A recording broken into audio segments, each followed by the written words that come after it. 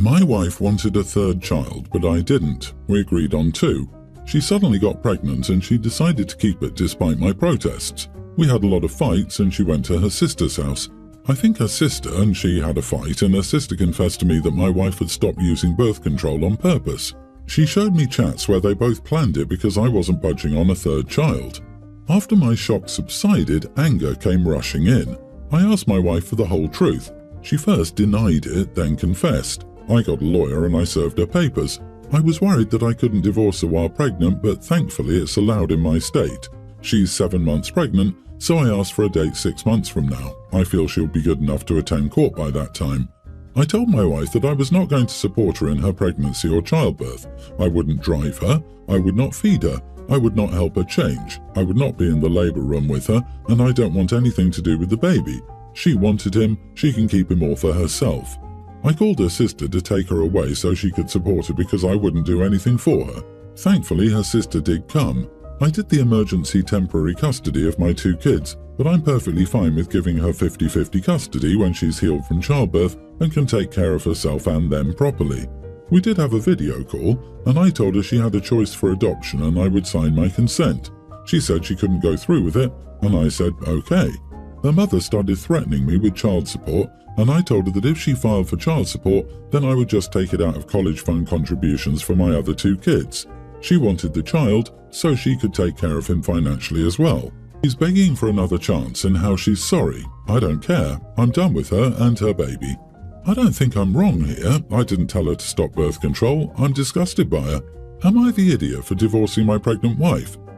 What she did is more than disgusting. She baby-trapped you, your own wife, and now who's going to pay for that? You and that baby.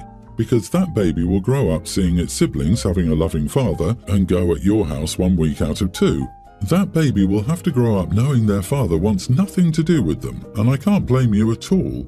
It's a horrible situation that your wife created, and it's, again, the kid that will pay the price of the selfishness of one of its parents.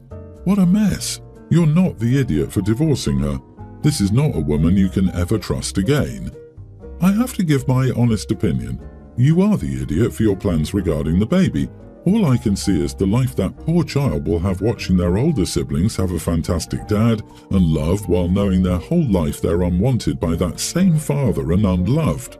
I know that's ultimately the mother's fault for her despicable actions, but you do have the opportunity to be better than her and provide the child with the love and care it will not get from the mother.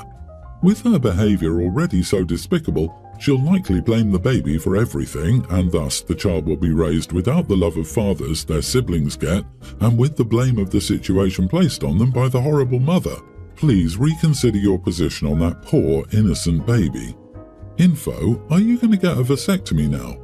Dude didn't want the 3rd kid, but also didn't want to wear protection or do a vasectomy. Not only this, he'll drop the baby. This wouldn't have happened if OP had taken a single ounce of responsibility here. Exactly. Everyone's the idiot here. It's not just the wife's responsibility. You take responsibility for your own reproductive wants, not shove the responsibility on others and cry about it when you get messed over. So done with men who say they don't want more kids, then don't get a vasectomy. Are you really that surprised you got someone pregnant? What the wife did was wrong, but so are men who put the burden of birth control solely on women. You shouldn't rely on someone else for birth control. If you don't want another baby, then make sure you have your own birth control. My sister's situationship recently got upgraded to the real deal, and she suggested that it was time for me to meet her girlfriend and her girlfriend's daughter, who's a tween and autistic with high support needs. Over several conversations, this plan morphed into them all coming to my place for dinner. Sis informed me that the daughter pretty much only eats spaghetti with butter, no pepper, and Uncrustables, which was fine. The grown-ups could have pasta primavera and she could have a bowl of buttered noodles. I don't know why, but when my sister said spaghetti, I thought she meant pasta in general, so I made dinner with bow ties that I had on hand. They arrive for dinner and the daughter won't eat her buttered noodles because they're the wrong shape. Her mom asks if I have any spaghetti and I'm like, I have fettuccine that's still in a box in dry form. I offered to make a PB&J after dinner and make it look like an Uncrustable, but that won't work because she eats the strawberry jelly kind and I only have grape jelly and an ancient jar of strawberry rhubarb jam from the back of the pantry that's a non-starter. She asked me to go ahead and try the fettuccine, and I'm like, sure, I'll get right on that as soon as I'm done eating. My sister and her girlfriend are unhappy with the lack of urgency. I'm not happy with being asked to let my dinner get cold while I cook a second meal because a kid won't eat her favourite food when it's a different shape, and by now the vibe of the whole evening is in the trash. They ended up leaving so the daughter could have spaghetti at home, and my sister was angry because that was a disaster. It's all my fault because she clearly said spaghetti. I'm like, I'm sorry. I genuinely didn't realise the bow ties and spaghetti were completely different, and never the twain shall meet. She's like, you don't understand how much picky kids, and especially autistic kids, need everything to be just so. And I'm like, yeah, I obviously don't understand. So why did I end up taking the lead on this dinner? Now we're at an impasse. You are the idiot for the pasta fiasco. She didn't say pasta, she said spaghetti. Why on earth would that translate to farfalle? Your sister told you that this child would only eat buttered spaghetti right now, so you went ahead and made something totally different and then couldn't be bothered to give a genuine apology, and you showed no urgency to fix the problem you created. Unless you live under a rock, you understand that autism, especially with children, makes navigating food very tricky. People don't specify a pasta shape unless it's important. That's also why pasta restaurants will specify the noodle shape each dish comes with. I would say everyone's the idiot here. You're totally right that OP totally messed up here. However, with an autistic child in the game and for a first meeting, OP's sister should have been the host. I fault the parent more than OP here. If you know your kid is highly picky or has severe allergies, don't take them to someone else's house for dinner until you know the host is fully aware of their dietary restrictions. Otherwise, you're just setting up your kid, the host, and yourself for a bad time. I agree. They shouldn't expect someone who's never met this kid to understand her dietary preferences. They should have bought or precisely specified their box of spaghetti to ensure the texture would be acceptable, or brought her specific brand and flavour of packaged sandwiches as a backup. I know a family with an autistic kid who has very similar dietary restrictions, and they never go anywhere without bringing safe backup food, whether it's to a restaurant or to grandma's house. I, 35 female, am a single mother to 2 kids, a toddler and a kindergartner. Both of my kids are in daycare, and over the years I built a solid friend group with a handful of other moms, and our kids regularly get together for play dates. The father of my kids is not in the picture at all, and my relationship with him is non-existent. This is 100% for the best, and I'm currently in therapy to deal with a lot of things that my ex did to me. This friend group has been a lifesaver for me at times. A few months ago, 2 new kids started at our daycare centre. They're similar in age to my kids and were placed in the same classes. I noticed their dad was the only parent to pick up or drop off the kids. He would try to make small talk with me a few times, but I'm uncomfortable around strange men, so I would be polite but not engage further than that. Our mom group has a group chat to support each other and arrange playdates. A few weeks ago, one of the moms texted the group chat that she was adding this new dad to our group chat because he wanted to have his kids participate in playdates outside of daycare. I privately texted that other mom and told her that I don't feel comfortable with a man I don't know having my contact information, and that she should have consulted all of us before deciding to add him to our group chat. I then texted the rest of the moms and told them I wanted them to keep a separate group chat without the other dad because I don't know him, which made me uncomfortable. This resulted in a lot of divided opinions, with about half of the moms agreeing to a separate chat and the other half saying that it would be too difficult to keep track of, and that it is wrong to exclude another parent just because he's a man, and that I'm being unreasonable. The mom I texted privately replied to me that she's talked with this dad numerous times, that he seems like a nice person and a good parent, and that his kids shouldn't be excluded if they want to hang out with their friends outside of daycare. She told me I was being difficult and making all this harder than it needed to be. The other day, when I picked up my kids, my kindergartner was upset because his friends were talking about a playdate he wasn't invited to. I texted the moms about it, and they said that they were getting the kids together with the new dad and didn't invite my kids because of how I was acting. I told them it was rude to exclude my kids like that, and a couple of the moms told me to grow up because that's exactly what I was trying to do to this dad and his kids. I'm at a loss because these moms have been so supportive of me in the past, but as soon as this dad comes into the picture, it's like they pulled a 180 and don't seem to care at all. Other moms still agree with me, but now it's like our friend group has been divided by this. Yeah, you are the idiot. You can't try to exclude him and then complain that it was turned around back to you. You get what you give.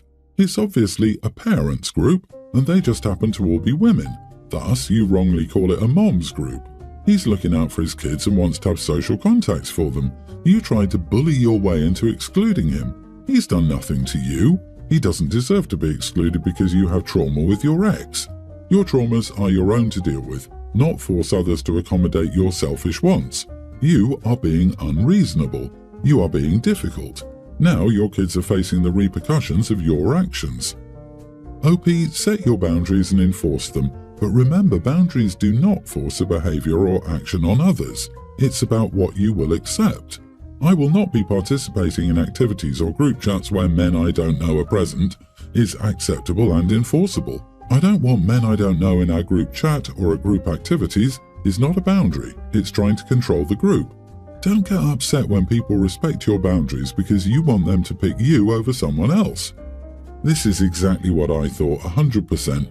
OP decided this parents group was her support group. I'm sure it was never even a just moms group. It's just in current society, women are still typically the ones handling the brunt of childcare, including transportation to and from school, as well as planning playdates. Excluding a single dad, and as a result punishing a child for their mom not being around, is just flat out wrong. I hope OP gets the help she needs and gets therapy. My sister, 24 female, and I, 24 male, live together. We're pretty social people and belong to the same friend group, so we normally have a lot of our friends at our house whenever we can. This particular night, we were having a girls' night. I'm one of them gays, so of course I'm invited to every girls' night. One of the girls, 24, brought her brother, 20, because she would be driving him somewhere in the morning. It works out since instead of a dining room and living room, we have 2 living rooms at each end of the house, so we can have our privacy and he can do his own thing. At the end of the night, we worked out the sleeping arrangements. We have a couch in each living room, so 2 of the girls claimed those like they usually do. One of the girls shared with my sister, and one was going to share with me. We got a blow-up mattress out for the brother. Apparently that wasn't good enough since he has a bad back and wanted a bed instead. The girl sharing with me, being the sweetheart she is, offered up her spot in my bed and she'd sleep on the mattress. He did not like that idea and started complaining about how he was not going to share a bed with a gay guy and what if he tries something. Oh sweetie, you flatter yourself, definitely not my type. He suggested he share with my sister, and that was a big no from her, so he had a bit more of a complaint about how bad his back was and yada yada yada. Eventually I just opened up the front door and said, "The street's there, you can go sleep in it instead." He ended up sleeping on the floor because I took the blow-up mattress away. My sister and I think he was fishing to share a bed with her. I've gotten quite a bit of backlash from the girl whose brother it is and her friends. Nothing from the other girls there. So, am I the idiot? I cannot share a bed with a gay guy in case he tries something. But I can share a bed with the gender I'm attracted to, and you can trust me. He's mature enough to control himself around the gender he's attracted to, but OP isn't. Get the heck out with this. OP, not the idiot. The people giving you flack weren't there. They don't get a vote on this. I might just be pessimistic, but it sounds like he was just trying to share a bed with a girl so he could try some crap. That is skeevy behavior in my opinion. I need to sleep on a bed, but also I can only sleep in bed with a girl. There were so many possible sleeping arrangements in this scenario that it began reading like a math problem. Somehow he has an issue with all of them but one. A guest of yours brought a completely uninvited male guest to a girls' night.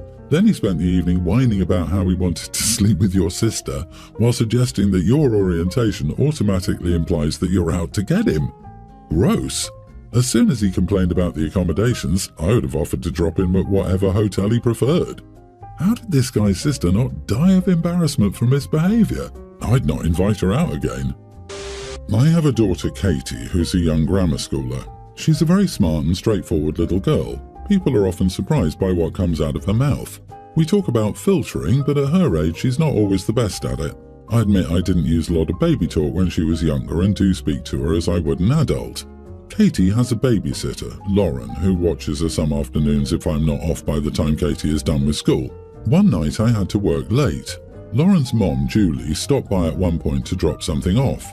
Now, I wasn't there, but by Lauren's admission, her mom can be a lot. The following is Lauren's account. Katie confirmed it when I discussed it with her privately. Julie began gushing about how cute Katie was and began baby talking her, using cutesy words, pronouncing things with W's, etc. Lauren was cooking dinner for herself and Katie. Julie asked Katie, "Are you ready for your nummies?" Katie got a weird look on her face and asked, "Why are you talking to me like that? Are you stupid or something?" Julie got offended and Lauren told Katie to apologize. Katie said no and told Lauren to stop talking like a baby. Julie left not long after. When Lauren relayed the story, I said maybe Katie shouldn't have been so candid, but Julie shouldn't have talked to her like an infant. Lauren said she just wants Katie to apologize to her mom. I said Julie should apologize to Katie for treating her like a baby. I did talk to Katie about being more polite. She seemed to be receptive. When I told my mom about the whole situation, she was appalled. She said Julie was probably just trying to be nice and didn't realize how mature Katie was. She said Katie should absolutely apologize. Am I the idiot? Okay, as a father of 4 kids, I legit just laughed out loud reading her response, and I'd laugh even harder if I were there for it. It's probably not great, but that's really funny. It's clear there's a fine line between being direct and being rude, and while your daughter may have crossed that line, it's an honest mistake at her age. You are not the idiot. Julie needs to grow up. I'm a teacher who mostly teaches that age group. Nobody speaks to them like they're babies, not their parents or siblings or family members that visit school. I think it's really weird that Julie saw her and thought, I better speak to this child like they're a toddler. But I also think it's important that Katie learns the impacts of her words on other people. "Are you stupid?" isn't the right way to retaliate, but she's young and learning. I do believe she should apologize for calling Julie stupid, and that Julie should apologize for talking to Katie like she's a baby. I think everyone's the idiot here. You are the idiot, OP. I'm in the minority here, apparently, but calling someone stupid and then refusing to apologize for it is not a child being smart and straightforward. It's a child acting like a brat and thinking she's the smartest person in the room. Children shouldn't think it acceptable to call people stupid regardless of the situation.